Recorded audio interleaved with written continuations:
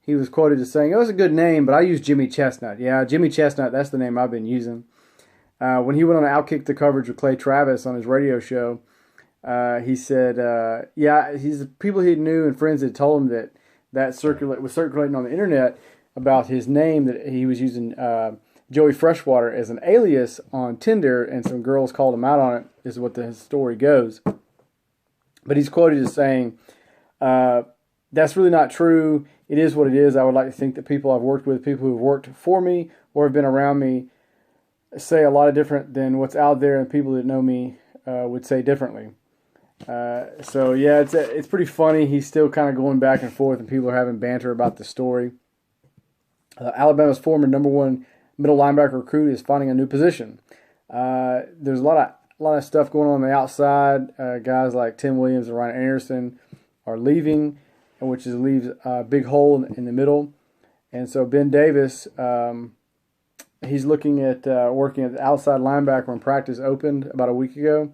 And so they've been experimenting with him in that aspect, because a lot of guys are leaving. There's also guys like Anthony Jennings, Christian Miller, and Terrell Hall, who are among those positions who stood as backups primed for serious action this coming season. And I think the next thing they're going to start doing is experimenting with him as an edge rusher, because Tim Williams is leaving. He was the number one guy that we always used and was absolutely phenomenal. So I think he may get some time there. Hopefully he can do that.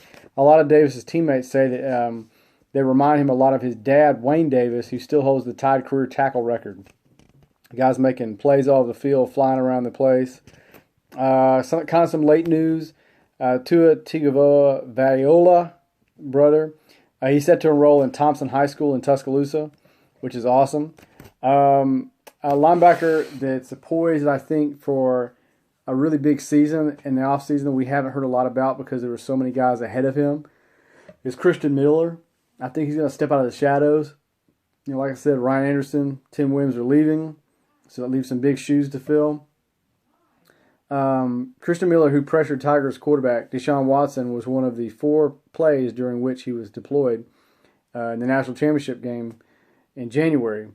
Like I said, there's a lot of things that are good. We see in 15 games last season, Miller flashed potential as he recorded 16 tackles, 2 sacks, and 113 snaps, which is really good. More than half of which were devoted to hunting the quarterback. So I think this guy is poised for a big breakout season this year. Nick Saban has expressed some reservations about Miller's ability to withstand rigors that come with a full-time role because of slim frame. He's 6'4" and 230, which is kind of small for a guy who's 6'4". But I think he's going to do good. I think he's going to handle it and be good.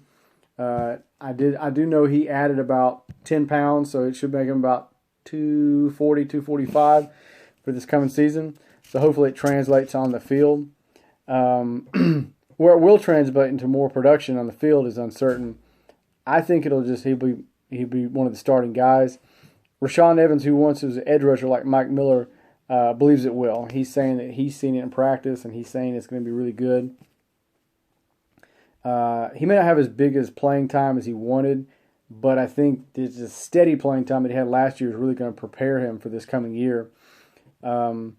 He's no longer, I don't think he'll just be patrolling for quarterbacks. I think he'll have a very different role, and I think it'll be really good. Okay. There's another really good story I saw, too, about what the Alabama new low-profile offensive coordinator. We no longer have Lane Kiffin. Him and Sarkisian kind of came to Alabama with a lot of fanfare, kind of big names behind him. We don't really have that Brian Daboll. He's kind of a guy that stays in the background. But a few of his players actually shed light on what they thought of him and everything. This is one quote I found. It says, this player said, "I feel like I have a personal relationship with him already, even though he's only been here for a couple of months." Said tight end Hale Henniges. So that's something that I really enjoy, just getting to work with him, just getting to know him better, and something that I hope continue to grow and foster a personal relationship that I have with him. Another great quote is that I saw, "Every coach has a different coaching style." Alabama running back Damian Harris said everybody has their own personality and their own persona that they bring, but he is a real high-intensity guy, and he really emphasizes attention to detail, focus, high energy on the field, attention to detail in meetings. So he'll just bring those good qualities to our offense, and I think he's done a great job coaching us as well, as we all enjoy him. So I think things will go smoothly in the future. So we're already seeing like really good things for Brian Daboll. Obviously, no surprise there. Saban wouldn't hire him if he didn't see these things. It was asked some of the players, hey, can you see any Bill Belichick in his protege? One player said, he's definitely different. A smiling Henniges said, the tight end. Belichick is one of a kind of person. He's funny. He has a great sense of humor. He's always really positive in his meetings. He's upbeat. Another question that was asked was, is there a real yet big goal in place? And this player said, yeah. He says, okay, guys, this is what we're going to do. Henniges said, Alabama has always been about defense, but we want to start making it more about offense. We want to make Alabama known for great offense. That's something that he said, and he's been preaching to us as a team. That's something the guys have really responded to positively. Another question was posed, did it take a little time for you guys to adjust to him? They said the first couple of days weren't necessarily perfect, Harris said, but we had to come to the conclusion that you have so many new moving parts, it's just going to be that way. But if we continue to work on them, then things will get better and better and better. As time goes on, things got better for us, and we're doing what he's asking us to do, and he's coaching way he needs us to coach. I think things are going way better. So those are great endorsements for him. Though I'm not ideal, Harris acknowledged the situation was out of their hands, and he trusted Saban's management of it all. So, personally, I think he's going to be great. I think he's going to he's got new terminology, new things he's wanting to do versus the way Kiffin did things. And it just takes a year to kind of break that in and get that kind of worked in. But like I said, all the feedback we're getting is players love him. The feedback's all really good. One player said he's real. Even at practice, I've always seen him complimenting guys, questioning guys, just really trying to be interactive with them and teach them why they're doing things or why they should be doing things this way. From that aspect, I can tell he's really hands-on, this player said at Alabama. This other player said, this tight end said, I mean, it's definitely different. Each coach has their own unique niche that has to do. Daboll, I can tell he's all about players and he's extremely hands-on. That's something that I personally really love. I think we're going to continue to see that, and just as how all personal relationships with him. So I think it's a good thing. Like I said, nothing but great things about him. Alabama, 1,000-yard rusher, has ideas for making things better this year. Do you remember Damian Harris? Late in the season, Bo Scarborough might have clouded the memories of Harris, but Harris was having one heck of a season early in the year.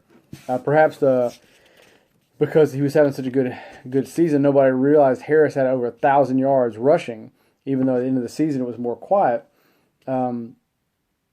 We're absolutely loaded at the backfield. I don't think we'll have any problems there. We can just keep, when Scarborough got hurt, we saw like, oh crap, we don't have that big back. But with Harris coming in and Brian Robinson and everybody, we're not going to have a hard time replacing one guy from the next. You won't see much drop off. One running back, or Harris said, we'll be at practice, and I kind of look back, and it's like, we've got this many guys, Harris said. There's a lot of talented guys in the backfield, a lot of guys that are ready to work hard. The new guys come in and really adapted well to the mindset and just kind of how we do things around here. So that's amazing. Nobody in the season ran the ball more than 21 times a game out of the backfield. Jalen Hurts had the individual high for attempts in a 93-yard game against Texas A&M. Harris had a season-high 17 carries for 128 yards and also recorded, which was recorded that day. So there's a lot of guys who are spreading the ball around. I don't think you're going to have a guy who's going to get 25 and 30 carries a game. It's just not going to happen. Like I said, Harris finished the year with 1,037 yards and 146 carries. He averaged 7.1 yards a game. 7.1 yards average per carry. So that's amazing.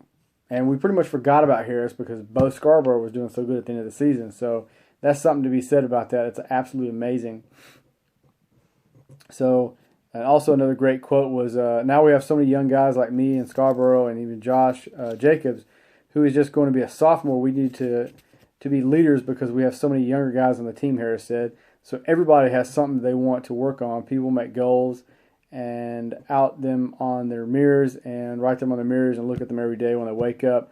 There's never something that you can improve on, and we just try to work on things every day. So that means there's a lot of good chemistry with the running back groups and lots of guys out there pushing each other, which will only mean better in the future. So that's absolutely amazing, and I think the future is bright, especially in the running back position. We got so many guys. I just don't think you're going to have anybody really hurt because you're going to have so many different guys taking turns and taking carries, and I think it's just going to be really phenomenal. So anyway, that was my quick report for the week, and I will have another video back for you guys tomorrow. Sorry, I'm a little discombobulated in this video because I'm tired. Anyway, God bless, and holla, holla, holla.